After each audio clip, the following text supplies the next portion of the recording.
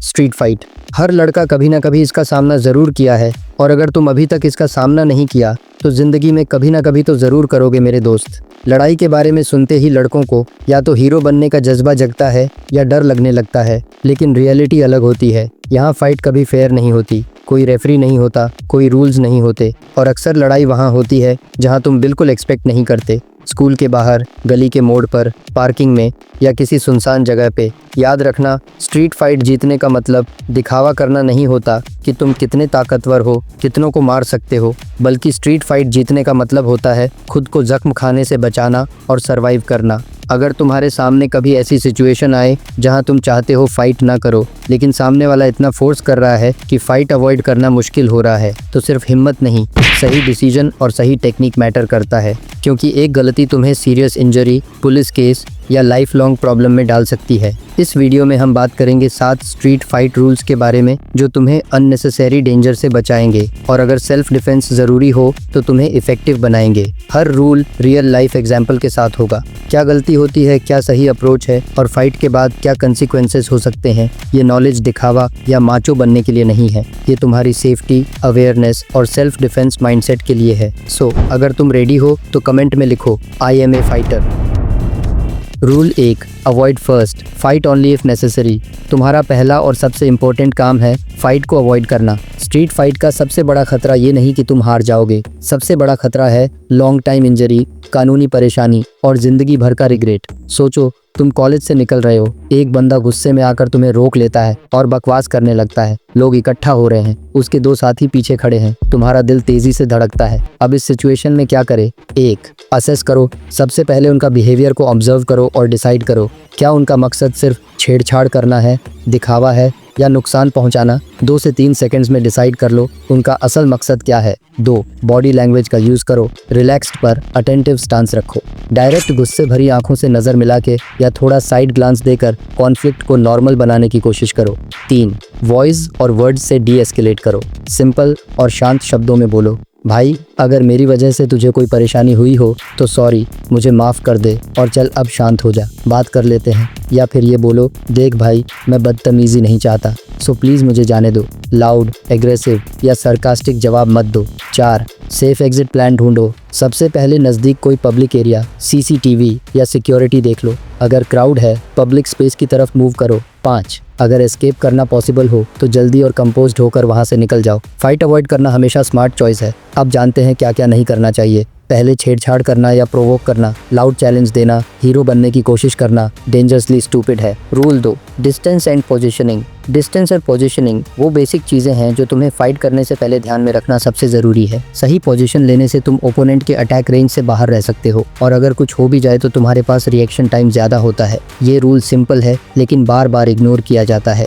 Maintain safe distance. Opponent के मुक्के या लेग स्ट्राइक रीच से कम 1 हाथ दूर रहो। ये तुम्हें रिएक्शन टाइम और काउंटर स्पेस देता है। अगर ओपोनेंट के पास कोई ब्लेड या हथियार होने का चांस हो तो और ज़्यादा डिस्टेंस बनाओ। एंगल बना के मूव करो। सीधा सामने खड़े रहने से ओपोनेंट तुम्हारे साथ लाइन में आ जाता है। ये उनके लिए सेंटर लाइन अटैक्स और टेक डाउन्स देना इजी बनाता है। थोड़ा डायगोनल स्टेप लो, लाइक 45 डिग्री एंगल। इससे तुम उनके फ्रंटल अटैक्स से बाहर निकलते हो और उनके वीकर साइड को एक्सपोज करते हो। Protect your centre line. अपने चेस्ट एंड फेस को प्रोटेक्ट करो। हाथ थोड़े ऊपर, एल्बोज थोड़े अंदर, पर हैंड्स हमेशा क्लोज्ड फिस्ट्स में नहीं होने चाहिए। लूज रख के रेडी रहो। Use environment for positioning. Walls, parked cars, crowds, CCTV, इन सबको अपने एडवांटेज के लिए यूज करो। एग्जाम्पल, अगर तुम वॉल को अपने पीछे रख के मूव करोगे, तुम्हारे पीछे एस्केप कम हो जाएगा, लेकिन तुम कंट्रोल्ड एंगल से ओपोनेंट को फेस कर सकते हो। अवॉइड गेटिंग कॉर्नर्ड और सराउंडेड। अगर ओपोनेंट तुम्हें सर्कल कर रहा है तो साइड स्टेप करो। सीधा भागने की कोशिश मत करो क्योंकि पीछे से पकड़ा जा सकता है। अगर मल्टीपल अटैकर्स हैं तो तुम्हारा सबसे जरूरी एम होगा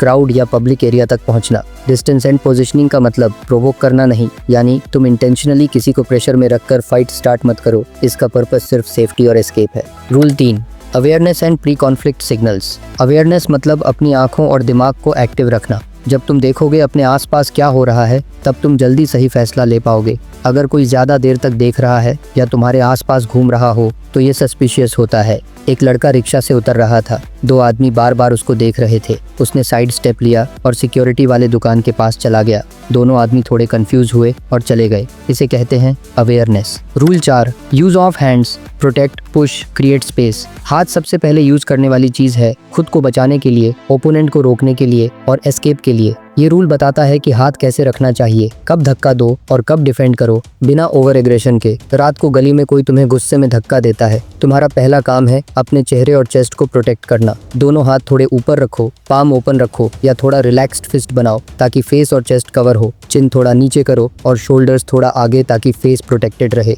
अगर कोई क्लोज आ रहा है तो दोनों पाम से एक स्ट्रॉन्ग पुश करो ताकि वो दूर हो जाए। पाम पुश से ओपोनेंट को ऑफ बैलेंस करके तुम एग्जिट ले सकते हो। अगर बंदा बहुत ही ज्यादा क्लोज आ गया तो पाम हील से उसकी नोज या अपर चेस्ट पे एक शॉर्ट और कंट्रोल्ड स्ट्राइक करो। ये स्ट्राइक से सीरियस इंजरी होने का चांस कम होता है कंपेयर्ड टू फुल पंच। अगर तुम कॉर्नर्ड हो गए हो और एस्केप नहीं कर पा रहे हो तब एल्बो स्ट्राइक एक पावरफुल मूव होता है। अगर ओपोनेंट बहुत क्लोज हो लेकिन तुम्हारा लेग पोजीशन पे है तब नी स्ट्राइक मारो ओपोनेंट की मिड सेक्शन पे। अगर कोई तुम्हारा रिस्ट पकड़ ले, small twist plus step away करके रिस्ट रिलीज करने की कोशिश करो। जब भी पुश या स्ट्राइक करो या ओपोनेंट से बहुत दूरी बना लो तब तुरंत एग्जिट पाथ की तरफ मूव करो। फाइट को कंटिन्यू मत करो, बस स्पेस बना के निकल जाओ। Rule 5, footwork and movement. Footwork यानी पैर का इस्तेमाल बहुत जरूरी है। सही मूवमेंट से तुम अटैक से बच सकते हो, ओपोनेंट को कंफ्यूज कर सकते हो और जल्दी एग्जिट ले सकते हो। हील्स ज्यादा चिपकने मत दो, थोड़ा फॉरवर्ड वेट, टोज पर हल्का प्रेशर, इससे तुम जल्दी मूव कर सकते हो। बड़े स्टेप्स मत लो, छोटे और तेजी स्टेप्स से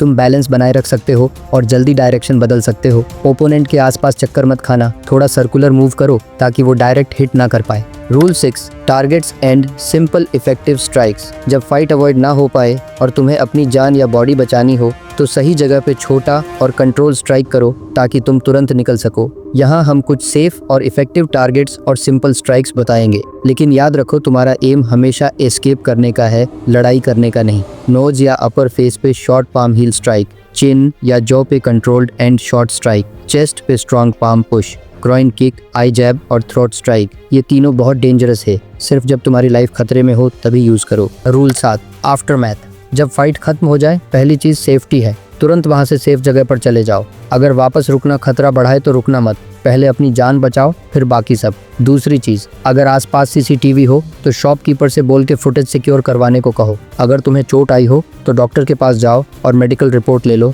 ये फ्यूचर में बहुत काम आएगा। अगर पॉसिबल हो तो चोट की फोटोज तुरंत खींचो किसी सेफ जगह जाके। अगर सिचुएशन सीरियस थी, वेपन यूज हुआ हो या हैवी इंजरी हो तो पुलिस को कॉल करके FIR दर्ज करवाओ। पुलिस को जो फैक्ट्स बताओ सिंपल और सही बताओ, गुस्से में ड्रामा या झूठ मत बोलो। अपने फोन में तुरंत एक छोटा नोट बना लो, क्या हुआ, कितने बजे हुआ, कौन थे, विटनेसेस, सारे बिल्स, डॉक्टर पेपर्स और फोटोज संभाल के रखो। सोशल मीडिया पर ज़्यादा पोस्ट मत करो क्योंकि इससे अनावश्यक अटेंशन और लीगल प्रॉब्लम बढ़ सकती है। तो ये थे 7 स्ट्रीट फाइट रूल्स जो असली ज़िंदगी में काम आते हैं। अगर तुम्हें ये यूज़फुल लगा तो प्लीज़ वीडियो को लाइक करो, हाइप करो और चैनल को ज़रूर सब्सक्राइब कर लो यार। और अगर तुम बार बार डिस्ट्रैक्टेड हो जाते हो, अपने वक्त को सही से मैनेज नहीं कर पाते हो तो इस वीडियो पे क्लिक करके ज़रूर देखो। इस वीडियो में टाइम मैनेजमेंट के वो बेस्ट सिस्टम बताए गए हैं जो तुम्हें डिस्ट्रैक्शन से बचाएगा और अपने वक्त को मैनेज करने का बेस्ट मेथड देगा। So click now and watch it. Love you guys.